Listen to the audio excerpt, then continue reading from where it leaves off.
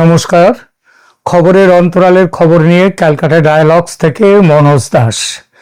পশ্চিমবঙ্গের মুখ্যমন্ত্রী মমতা ব্যানার্জির বিরুদ্ধে বড় অভিযোগ, তিনি বাংলাদেশ থেকে অনুপ্রবেশকারীদের জামাই আদরে এই রাজ্যে এনে বসাচ্ছেন ভোটের ফায়দা তুলতে।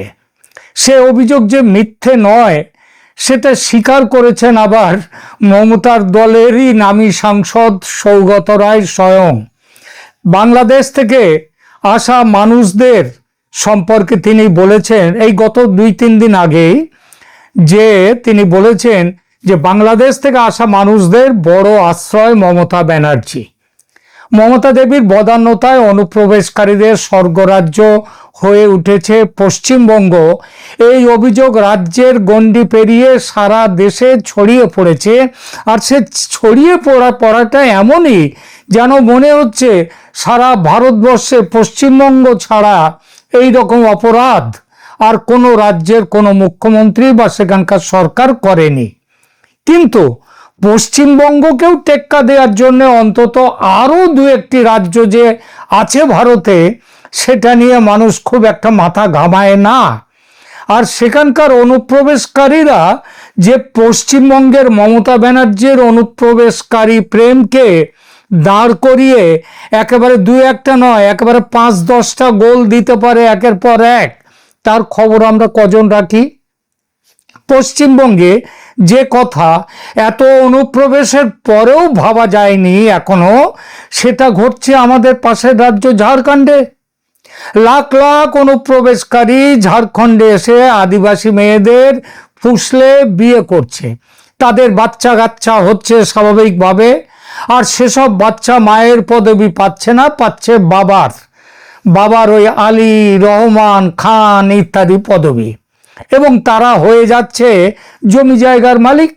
যে জমিতে একমাত্র আদিবাসী মানুষের অধিকার, সেসব জমির মালিকানা হাত বদল হয়ে এইভাবে চলে যাচ্ছে যারা আদিবাসী নয়, এমনকি যারা এই দেশের অধিবাসী নয়, অন্য দেশ থেকে চোরা পথে অবৈধভাবে এসেছে তাদের কাছে।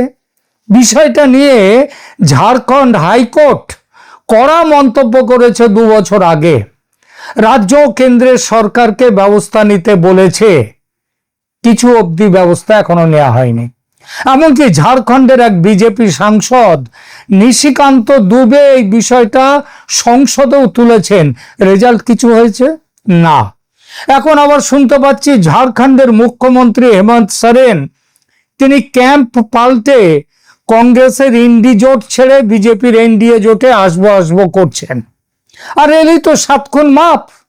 এখন যে হইচইটা হচ্ছে সেটাও বন্ধ হবে তখন, কারণ নিজের জোটের লোক না, নিজের জোটের লোক, অতএব তার 7 খুন মাপ। যেমন দেখুন বিহারের নীতিশ কুমার সরকার, তিনি বিজেপির সঙ্গে আছেন, তাই অনুপ্রবেশ নিয়ে তার সরকারের বিরুদ্ধে কোনো কথা নেই।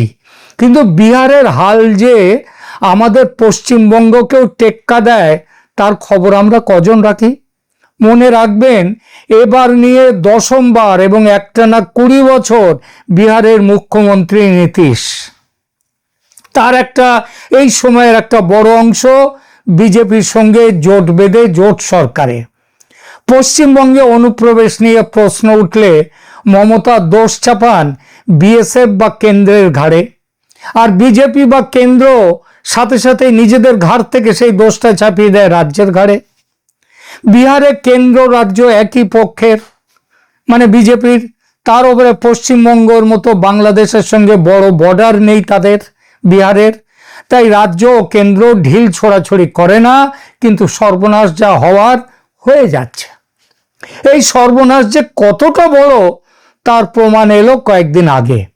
দেখুন, আপনারা ইতিমধ্যেই জেনেছেন যে পূর্ব ও উত্তর পূর্ব ভারতে ভারতীয় সেনার সামরিক সক্ষমতা বাড়াতে 3টি নতুন সেনা ঘাঁটি বা গ্যারিসন তৈরির পরিকল্পনা করেছে ভারত সরকার।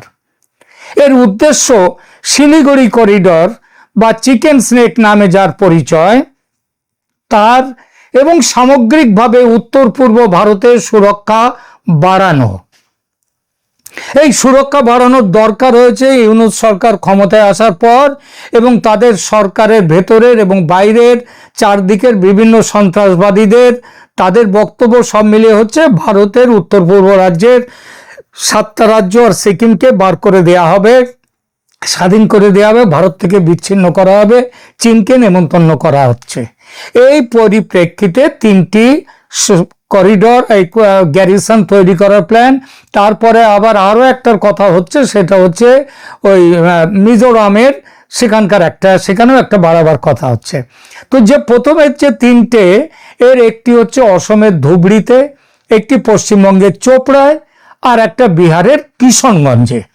অসম আর পশ্চিমবঙ্গে জমি অধিগ্রহণ এবং সেনা ঘাঁটি স্থাপন নিয়ে এখনো পর্যন্ত কোনো গোলমাল নেই।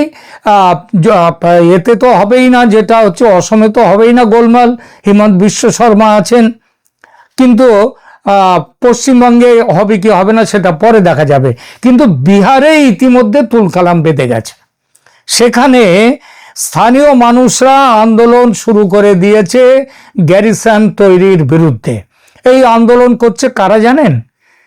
ওই যেখানে মানে বিহারের কিষণগঞ্জ যেখানে এটা হবার কথা, সেখানকার অনুপ্রবেশকারীরা। কিষণগঞ্জে সাকর, সাতভিট্টা, নটুয়াপাড়া এইসব নামের গ্রামের ছোট ছোট গ্রাম, তো ছোট ছোট গ্রাম, তো তার আশেপাশে 200 একরের মতো কৃষি জমি অধিগ্রহণের পরিকল্পনা ছিল সরকারের এই সেনা গ্যারিসন তৈরির জন্যে।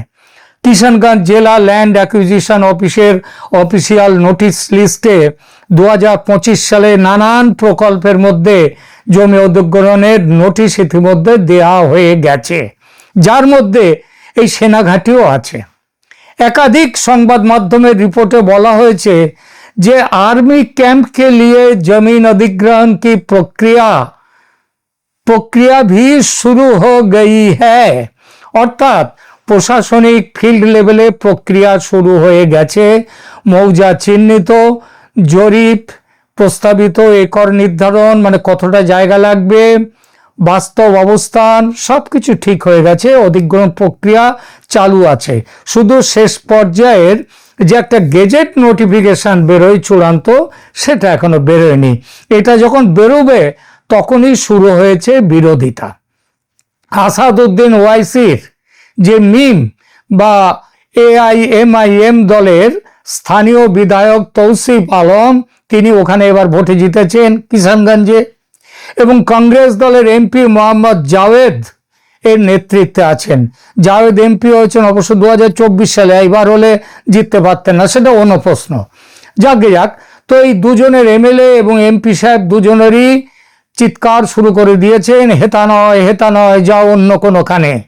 সেনার বক্তব্য, তারা তাদের প্রয়োজনের নিরিখে সব দিক বিচার বিবেচনা করেই এই জায়গাটিকে নির্বাচিত করেছে।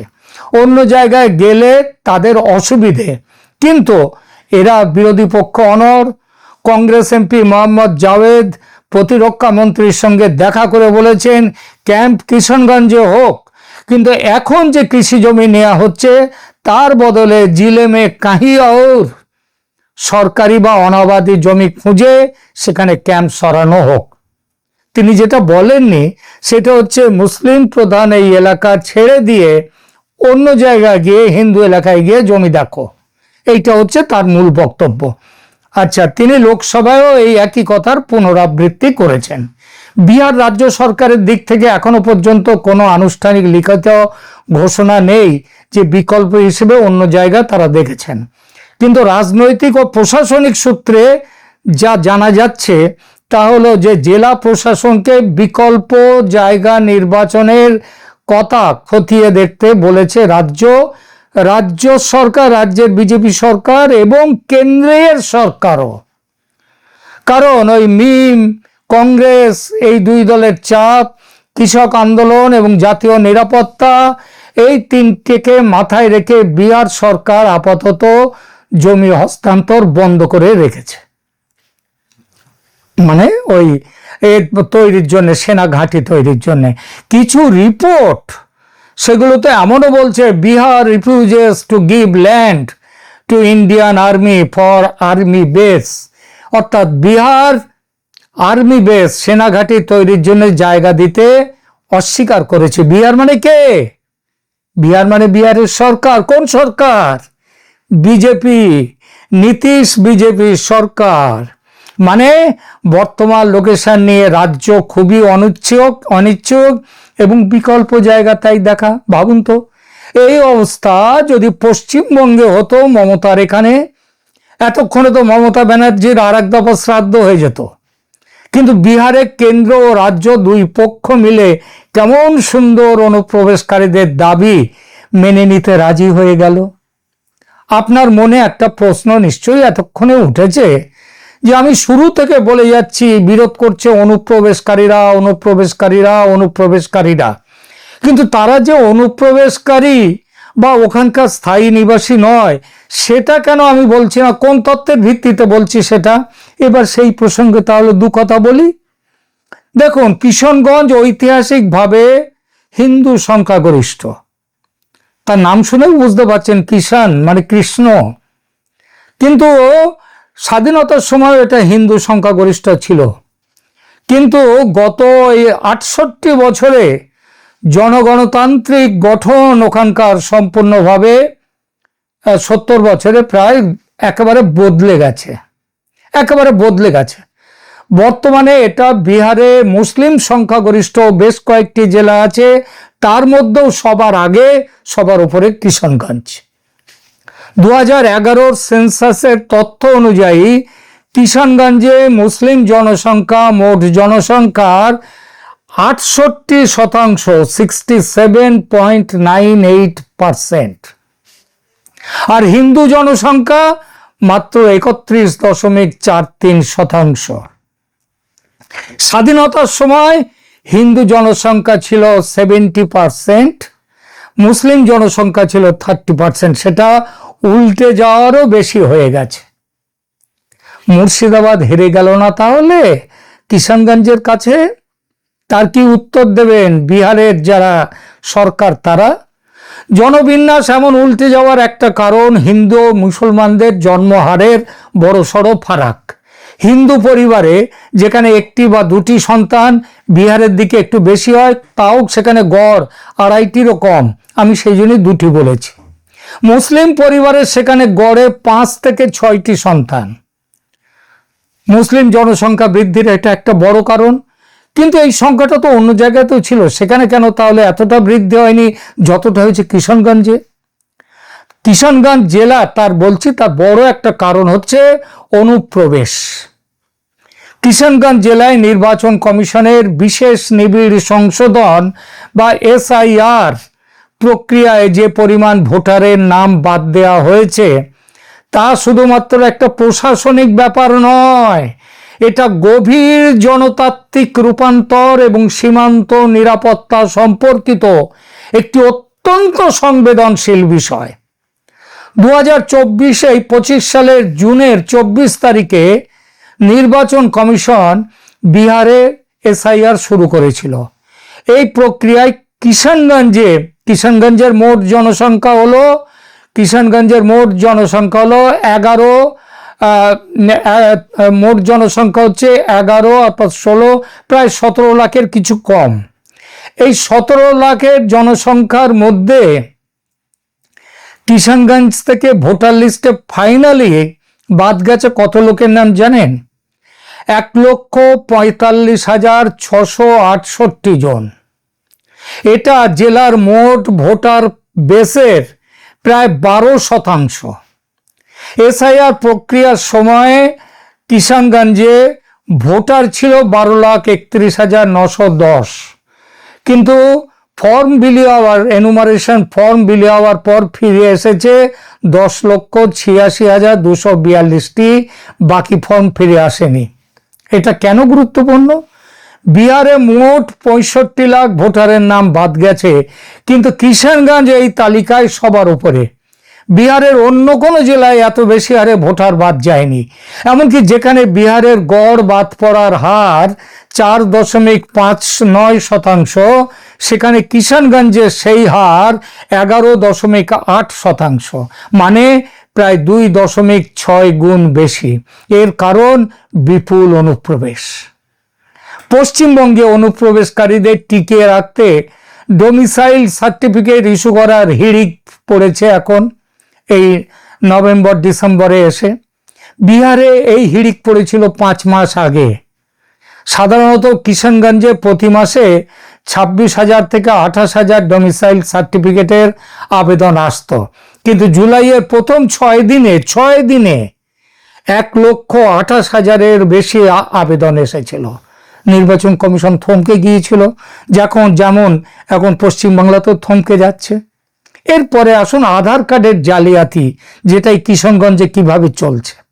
কিষানগঞ্জের মোট জনসংখ্যা, আগে বলেছি ভোটার সংখ্যা, এবার বলছে মোট জনসংখ্যা 20.26 লাখ, কিন্তু আধার কার্ড ইস্যু করা হয়েছে 21.31 লাখ।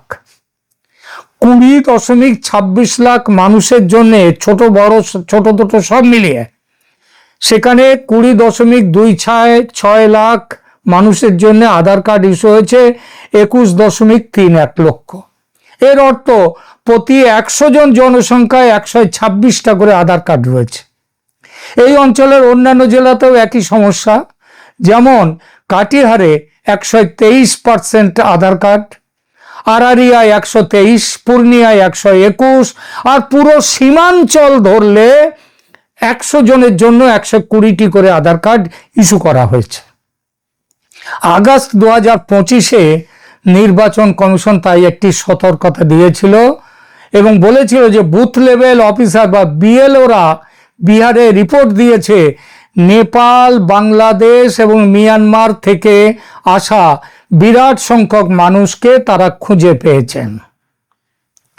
অর্থাৎ নেপাল, শুধু বাংলাদেশে মুসলমান নয়, নেপাল থেকে আসা হিন্দুরাও রয়েছে, এবং এর সঙ্গে যাদেরকে আমরা রোহিঙ্গা বলি, বাংলাদেশের মধ্যে আমরা তো রোহিঙ্গাকেও জুড়ে নিয়েছি, কিন্তু তা তো নয়, রোহিঙ্গারা বাংলাদেশেরও নয়, রোহিঙ্গারা মিয়ানমারের। তাদেরও বিরাটভাবে খুঁজে পাওয়া গেছে, এটা বিএলওরা রিপোর্ট দিয়েছে। বিহারের ভোট মিটে গেছে, বিপুল ভোটে জয়যুক্ত বিজেপি নেতৃত্বের এনডিএ জোট, তারা বিপুল ভোটে জিতেছে, সরকার গঠন তৈরি করেছে। একটা কথার কি কেউ উত্তর দেবেন যে বিপুল সংখ্যক নাম কাটা পড়লো ভোটার লিস্ট থেকে, সেই লোকগুলো এখন কোথায়? তাদেরকে দেশ ছাড়ার কোনো ব্যবস্থা কি হয়েছে? হয়নি, নাকি ভোটার লিস্ট থেকে বাদ দেওয়ার পরেই কাজ শেষ? ঠিকই, তারা আর ওই আরজেডি-কে, লালু প্রসাদের দলকে ভোট দিতে পারবে না, কংগ্রেসকে ভোট দিতে পারবে না, অতএব সমস্যা মিটে গেল। এটাই তো আসল ব্যাপার। তারা কিন্তু সব ওখানে রয়েছে, তাদেরকে সরাবারও কোনো ব্যবস্থা, কোনো চিন্তা ভাবনা, কোনো লাইন কিন্তু এখনো সরকার দেয়নি, রাজ্যের সরকারও দেয়নি, কেন্দ্রের সরকারও দেয়নি। আসি পশ্চিমবঙ্গের মমতা সাম্রাজ্যের হাল কি তাহলে এই বিহারের চেয়েও খারাপ, কিষানগঞ্জের চেয়ে খারাপ? আপনারা তার বিচার করবেন, মতামত দেবেন। জানি আমার এই প্রতিবেদন বিজেপি সমর্থকদের ভালো লাগবে না, কারণ বিহারে তাদের সরকারের সমালোচনা করেছি আমি। আবার এই একই কারণে মমতা ব্যানার্জির তৃণমূল দলের সমর্থকদের পছন্দ হতে পারে আমার এই ভিডিও, কারণ বিজেপিকে সমালোচনা করেছি। যে কাজের জন্য বিজেপি পশ্চিমবঙ্গে মমতা ব্যানার্জির তৃণমূল কংগ্রেস দলের সমালোচনা করে, সেই একই সমালোচনা তো বিহারে তাদের ক্ষেত্রেও প্রযোজ্য। কিন্তু সুতরাং আমার পছন্দ হবে না বিজেপির, বিশেষ করে। কিন্তু আমার করার কিছু নেই, সত্যিটাকে সত্যি করে বলাই ভালো, ভবিষ্যতের জন্য সেটা ভালো হয়। কারো দিকে ঝোল টানাটানি নয়। ক্যালকাটা ডায়ালগস সত্যিটাকে সোজাসুজি বলে, স্পষ্ট করে বলে। ধন্যবাদ।